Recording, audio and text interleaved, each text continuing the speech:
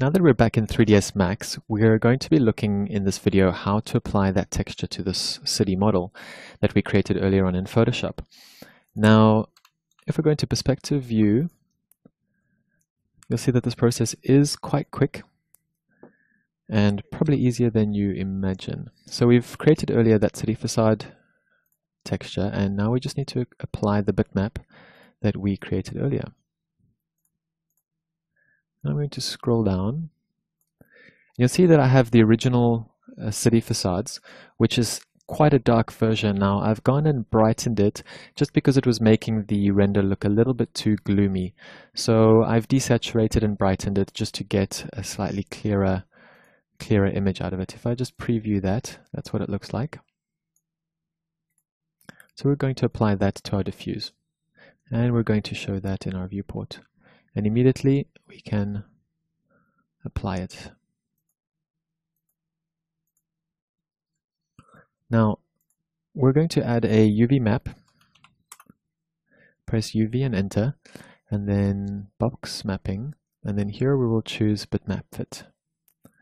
And once again we will just select that texture that we've been using, and we're going to scale the entire thing down.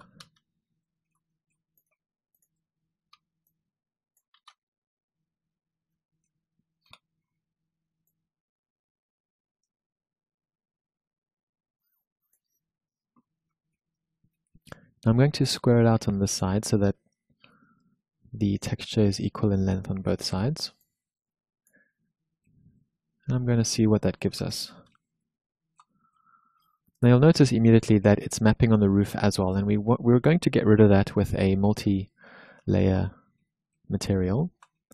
First thing we want to do is we just want to see how these textures are looking. Now we know that our buildings are going to be a certain height, so what we can do at this point is you can count the amount of stories or the amount of levels that the buildings are on average, and then you can scale your texture to fit that. You can go and tweak that. You can basically zoom in here and you can count 1, 2, 3, 4, 5, and you can just see that on average you need about, let's say, 15 stories, and you can go scale your texture according to that. Again, we're just going for that quick representation look. We're not going for the ultra realism. Now you'll notice here that these streaks here don't look very good. Most of them will disappear once we change the roof texture, but you can test out how different rotations work of the texture based on where your main view is. Now let's say the city is more or less aligned in that alignment. If you do have a city that is doing quite several different alignments, you can go and detach certain big chunks of the city and apply separate texture mapping to that to make it a little bit more accurate. In my case, I'm just going to go with an ultra fast route and just apply a single UV map to the whole thing. Now the next thing we want to do is we want to go back into the material editor and go up a level, and instead of V-Ray material, just go and choose multi-sub object. We want to keep the old material as the sub, and then here we only need two materials, one for the facade and one for the roofs. So this will be called facade. I typed that a bit too quickly there. And then this one will be the roof.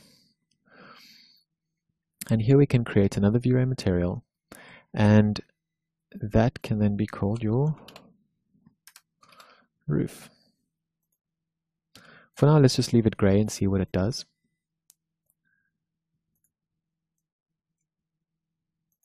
And then this we can show again.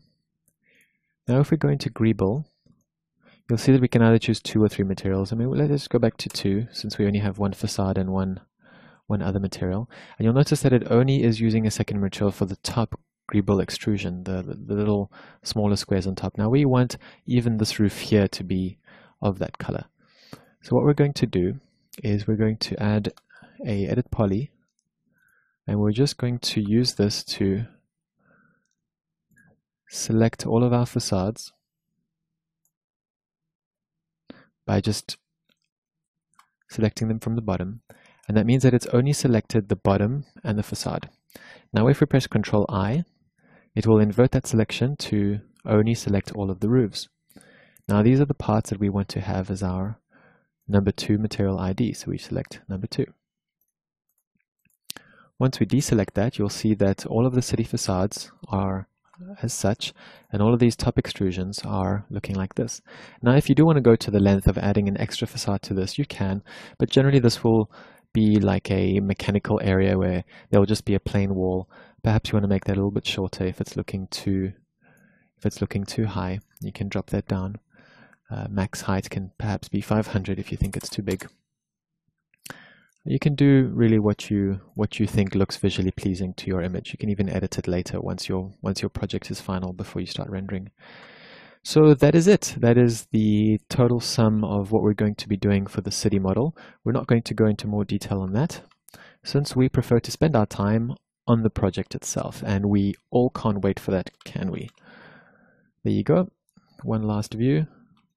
And just to sum it up, we're going to open up the site mesh so we can see that all together.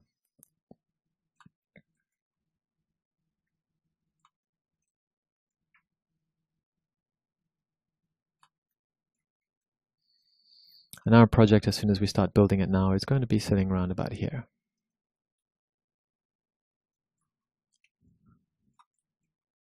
So in this video, what we've done is we've applied the texture that we created last time in Photoshop, and we've applied it to the entire Greeble model. And we've also gone and applied a different material ID to all the roofs so that only the facades are showing that texture. Now, if you would like, you could go further and you could texture the roofs. I'm going to leave it gray for now, just to keep it quite simple looking and quite conceptual. So there we have it, and in the next video we're going to be looking at how to start importing the plans for the actual building. And that is it for the context. Thank you.